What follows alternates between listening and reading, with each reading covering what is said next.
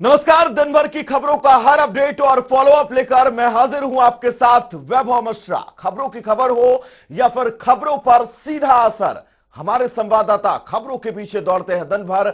Ground zero से सीधा खबर बताएंगे हमारे तमाम जनता रिपोर्टर।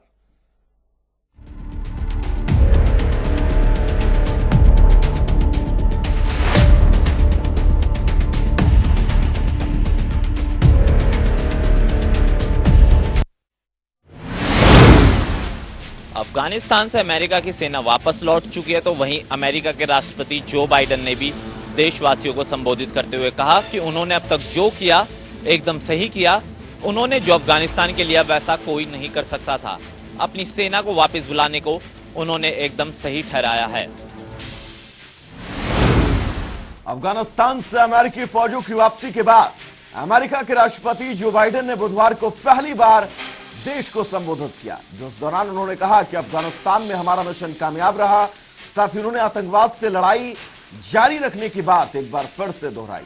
बाइडेन ने कहा कि हम अफगानिस्तान समेत दुनिया भर में आतंक के खिलाफ लड़ाई लड़ते रहेंगे, लेकिन अब किसी देश में आर्मी बेस नहीं बनाएंगे। अमेरिकी राष्ट्रपति ने कहा कि मुझे यकीन है अफगानिस्तान से सेना बुलाने का फैसला सबसे सही, सबसे बुद्धिमानी पूर्ण और बेस्ट है। अफगानिस्तान में युद्ध अब खत्म हो चुका है। मैं अमेरिका का चौथा राष्ट्रपति था जो इस सवाल का सामना कर रहा था, इस युद्ध को कैसे खत्म किया जाएगा। मैंने अमेरिकी लोगों से कमिटमेंट किया था कि युद्ध खत्म करूंगा और मैंने अपने फैसले का सम्मान किया। राष्ट्रपति रामनाथ कोविंद 5 से 7 सितंबर तक गोवा के 3 दिवसीय दौरे पर रहेंगे, जिस दौरान हीरक जयंती समारोह में भी शामिल होंगे। वहीं आपको बता दें कि राष्ट्रपति के स्वागत के लिए गोवा में तैयारियां शुरू हो गई हैं। वहीं इस समय राष्ट्रपति कई राज्यों का दौरा भी कर रहे हैं। राष्ट्रपति रामनाथ कोविंद 5 से 7 सितंबर तक गोवा के 3 दिवसीय आधिकारिक दौरे पर रहेंगे। इस दौरान वो भारतीय नौसेना अड्डे INS हंसा के हीरक जयंती समारोह में शामिल होंगे। गोवा में राष्ट्रपति के स्वागत के लिए अभी से तैयारियां शुरू हैं। इन दिनों कोविंद लगातार अलग अलग राज्यों में दौरा कर रहे हैं।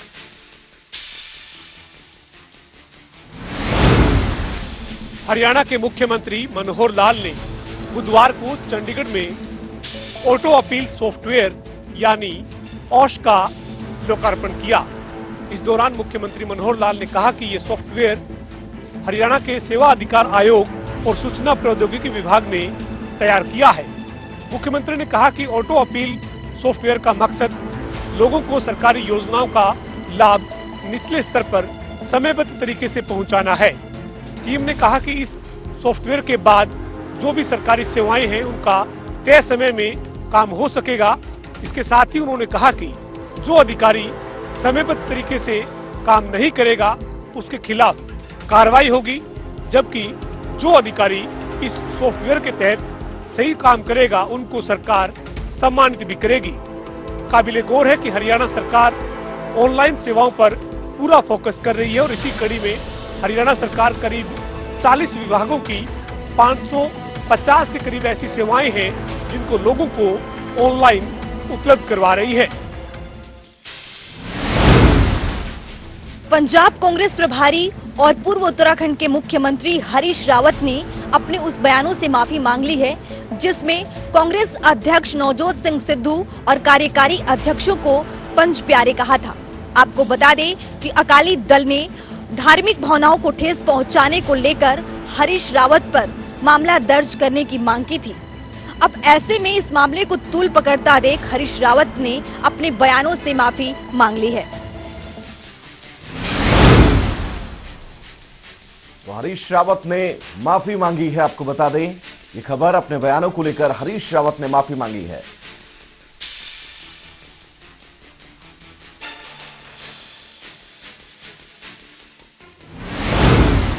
सितंबर की शुरुआत में महंगाई ने बड़ा झटका दिया है। पेट्रोलियम कंपनियों ने गैस सिलेंडर के दामों में एक बार फिर बढ़ोतरी की है।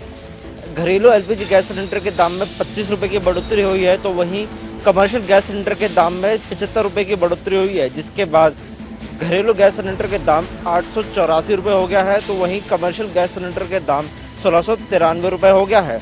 इससे पहले भी पेट्रोलियम कंपनियों ने गैस सिलेंडर के दामों में बढ़ोतरी की थी। सितंबर की शुरुआत में ही पेट्रोलियम कंपनियों ने बड़ा झटका देते हुए घरेलू गैस सिलेंडर के दामों में एक बार फिर बढ़ोतरी की है। घरेलू गैस सिलेंडर के दामों में 25 रुपए और कमर्शियल गैस सिलेंडर के दामों में 75 रुपए की बढ़ोतरी की गई है, जिसके बाद 14 किलोग्राम के एलपीजी सिलेंडर का दाम 884 रुपए और 19 किलोग्राम के कमर्शियल गैस सिलेंडर का दाम 1693 रुपए हो गया है। आपको बता दें कि इसके पहले जुलाई और अगस्त में दाम बढ़े थे। मई और जून में घरेलू सिलेंडर के दाम में कोई बदलाव नहीं किया गया था और अप्रैल में एलपीजी सिलेंडर के दाम में 10 रुपए की कटौती की गई थी।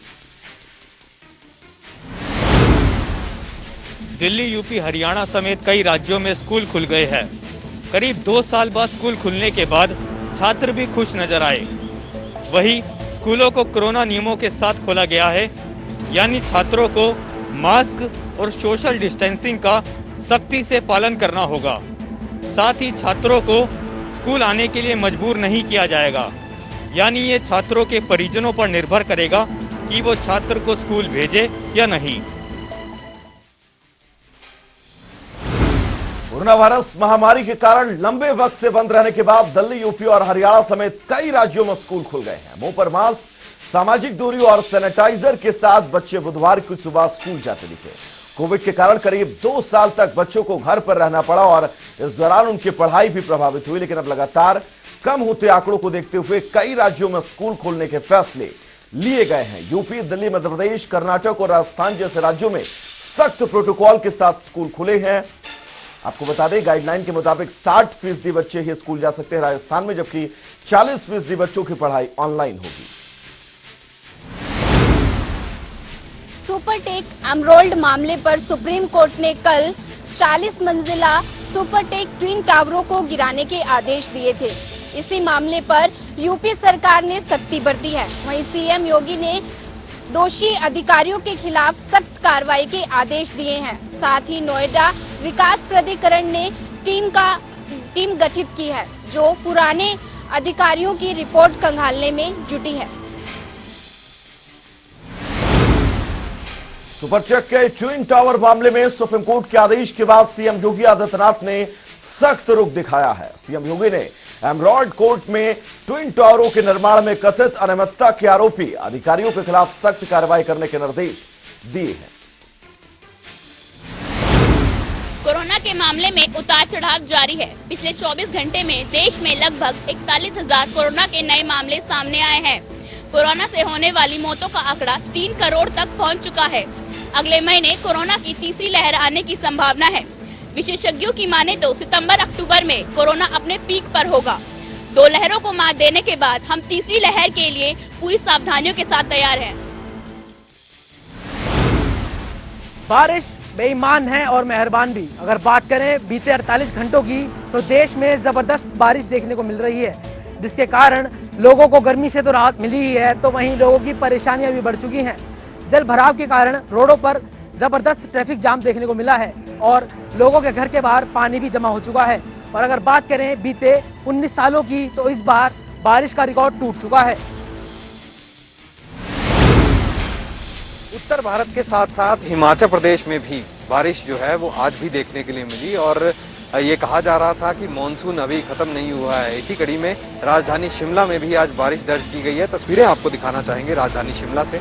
अभी भी जो बादल हैं किस तरह से धरती की तरफ जो है वो बढ़े हुए हैं और ऐसे में पूरी तरह से पहाड़ों पर धुंध जो है वो छाई हुई है। ऐसे में ये माना जा रहा था कि आज बहुत सी जगहें ऐसी होंगी जहां पर धूप खिली रहेगी, लेकिन इनसे सबसे परे आज हिमाचल प्रदेश के ज्यादातर इलाकों में बारिश जो है वो दर्ज की गई है। राजधानी शिमला में भी हल्की बारिश हुई है, जिसके बाद मौसम जो है वो बेहद खुशनुमा हो चुका है।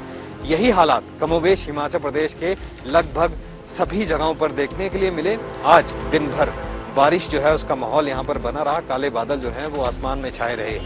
इसके साथ ही मौसम विभाग का ये कहना है कि अगले 24 घंटे तक इसी तरह से मौसम जो है वो बना रहेगा।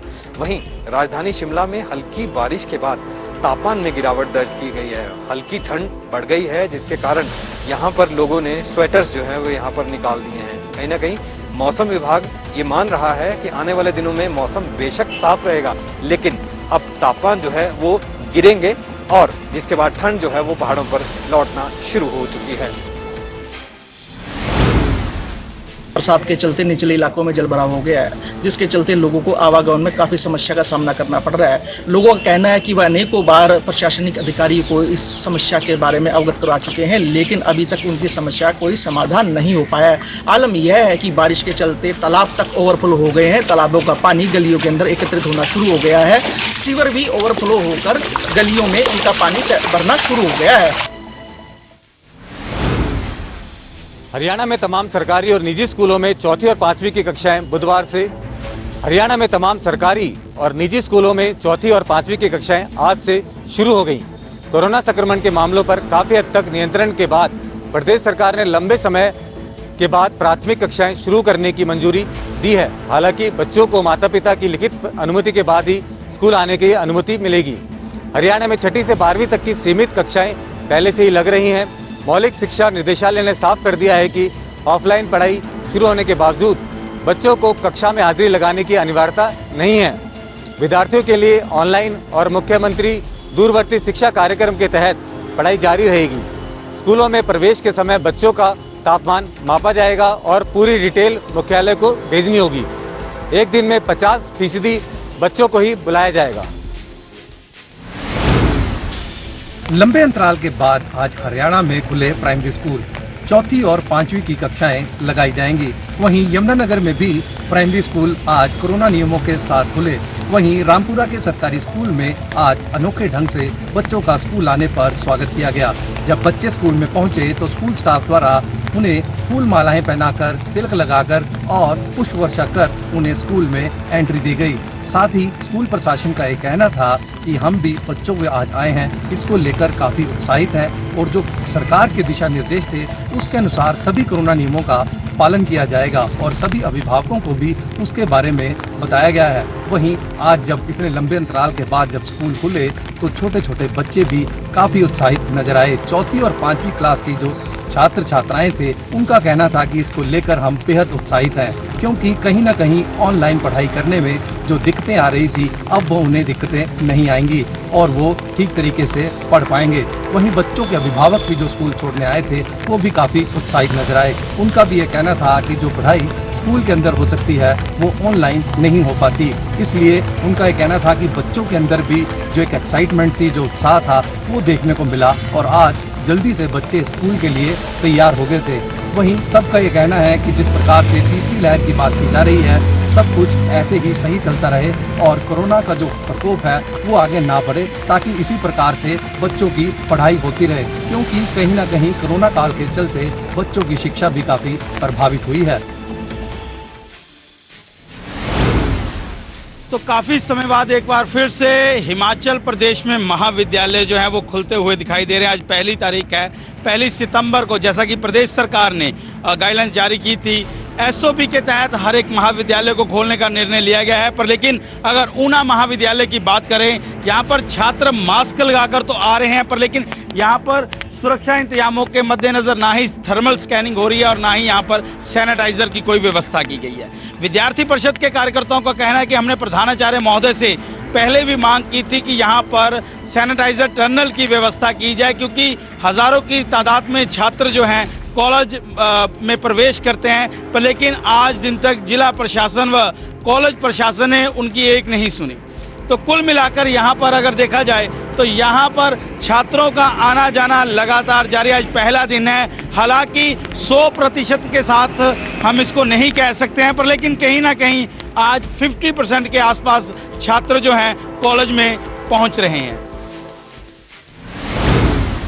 रोहतक की न्यू विजयनगर कॉलोनी में एक ही परिवार के 4 लोगों की गोली मारकर हत्या के मामले में आज आरोपी बेटे को ही पुलिस ने गिरफ्तार कर लिया है। हालांकि पत्रकार वार्ता करते हुए पुलिस अधीक्षक राहुल शर्मा ने बताया कि 27 अगस्त को एक ही परिवार के 4 लोगों को गोली मारी थी, जिसमें 3 लोगों की मौके पर ही मौत हो गई थी और एक लड़की ने इलाज के दौरान पीजीआई में दम तोड़ा था। 4 लोगों की हत्या का आरोपी बेटा ही निकला। आज पुलिस ने उसे गिरफ्तार कर लिया है। पुलिस अधीक्षक ने बताया कि ये सारा मामला प्रॉपर्टी को लेकर के चलते हुआ था, क्योंकि लड़की के नाम परिवार वालों ने प्रॉपर्टी की थी और लड़का इस बात से नाराज चल रहा था, जिसको लेकर उसने इस घटना को अंजाम दिया है। हालांकि पुलिस अधीक्षक का कहना है कि आरोपी को आज अदालत में पेश किया जाएगा। उसके बाद इसको रिमांड पर लिया जाएगा ताकि कुछ वारदातों का खुलासा और भी हो सकता है, क्योंकि इसके साथ कौन कौन आदमी जुड़े हुए थे इस बात का भी खुलासा होना भी बाकी है। कैथल पुलिस ने 2 कर्मचारियों पर लापरवाही बरतने के आरोप में मुकदमा दर्ज कर जांच शुरू की है। बता दें कि 27 तारीख को एक महिला के द्वारा पुलिस स्टेशन में शिकायत दी जाती है और शिकायत पर उक्त दोनों कर्मचारियों पर आरोप है कि उन्होंने महिला संबंधी शिकायत पर संज्ञान न लेते हुए मुकदमा दर्ज नहीं किया और मामला आला अधिकारियों के संज्ञान में आया। उसके बाद डीएसपी दलीप सिंह ने इस मामले में जांच की। जांच करने के बाद आरोप सही पाए जाने के बाद देर रात कैथल पुलिस ने अपने ही 2 पुलिस कर्मचारियों के खिलाफ मुकदमा दर्ज कर जांच शुरू की है। शहर में आज दिन आवारा पशु लोगों को अपना निशाना बना रहे हैं। पिछले 2 दिन में लगातार 2 ऐसी घटनाएं हो चुकी हैं जिसमें आवारा पशुओं ने लोगों को अपना निशाना बनाया है। पहली घटना में आपको बताते हैं कि 88 वर्षीय बुजुर्ग को जो गाय द्वारा टक्कर मारी गई थी उसने अस्पताल में दम तोड़ दिया और उसके बाद लगातार दूसरे दिन भी इस तरह की घटनाएं देखने को सामने आई है। दूसरी घटना में एक गाय ने एक युवती को टक्कर मार दी जिससे वह बुरी तरह से घायल हो गई। फिलहाल देखना होगा कि प्रशासन द्वारा किस तरह से जो बेसहारा पशु है उन पर काबू पाने के लिए अभियान चलाया जाता है। फिलहाल इस तरह की घटनाएं होने के बाद नगर निगम कुछ दिन के लिए एक्टिव नजर आता है, परंतु बाद में दोबारा से बेसहारा पशुओं को ऐसे ही सड़कों पर घूमने के लिए छोड़ दिया जाता है, जिसके चलते हुए आम जन को अपना शिकार बनाते हैं। रोहतक की विजिलेंस टीम ने डीएसपी और ड्यूटी मजिस्ट्रेट के साथ जो है जेई को रंगे हाथ 20,000 रुपये में गिरफ्तार किया है। जानकारी के मुताबिक मुरथल क्षेत्र में स्थित जेई राहुल पिछले लंबे समय से ठेकेदार को प्रताड़ित कर रहा था और अलग अलग तरीके से अवैध रूप से वसूली कर रहा था, जिस प्रकार आज एक बड़ी कामयाबी हासिल हुई। सीआई पुलिस ने एक फरार कैदी को गिरफ्तार किया। फरार कैदी से एक देसी कट्टा तथा जिंदा कारतूस भी बरामद किए। जो आरोपी है उस पर पहले ही 25,000 रुपए का इनाम रखा गया था। 2018 में दशहरे के दिन अमृतसर जोड़ा फाटक पर गार्ड की लापरवाही से 60 लोगों की जान गई। इसी गलती को एक बार फिर से अमृतसर के जोड़ा फाटक पर दोहराया गया। गार्ड की लापरवाही के चलते जो है फाटक को बिना बंद किए ही गाड़ी वहां से गुजरी। बड़ा हादसा हो सकता था। वहां पर लोगों की चिल्लम चिल्ली देख एक पत्रकार के द्वारा वीडियो बनाई गई। गार्ड ने वीडियो बनाते देख पत्रकार के साथ में बदसलूकी की, उससे मोबाइल छीन लिया, उससे मारपिटाई की, जिसके बाद अब पत्रकार इंसाफ की कर रहा है गुहार। अब देखना है कि रेलवे विभाग और जीआरपी पुलिस इस गार्ड पर किस तरह की कार्रवाई करेगी। हिमाचल प्रदेश में सरकार और प्रशासन वैक्सीनेशन को लेकर के पूरी तरह से गंभीर हैं। अब वैक्सीनेशन को लेकर के कबायली इलाकों का रुख करना शुरू कर दिया है। बात में अगर जिला कांगड़ा की करूं तो जिला कांगड़ा में आज जो हेलीकॉप्टर के जरिए प्रशासन जो है वो बड़ा बंगाल पहुंचा। कलायत के कुराड़ गांव का रोहित गिल अब राफेल की उड़ान भराएगा। भारतीय वायुसेना में रोहित का प्रथम रैंक के साथ चयन हुआ है। तो चलिए जनता रिपोर्टर में फिलहाल के लिए इतना ही। रुकेंगे एक बहुत छोटे से ब्रेक के लिए, कहीं जाइएगा नहीं। जनता टीवी पर खबरों का सफर लगातार जारी रहेगा। नमस्कार।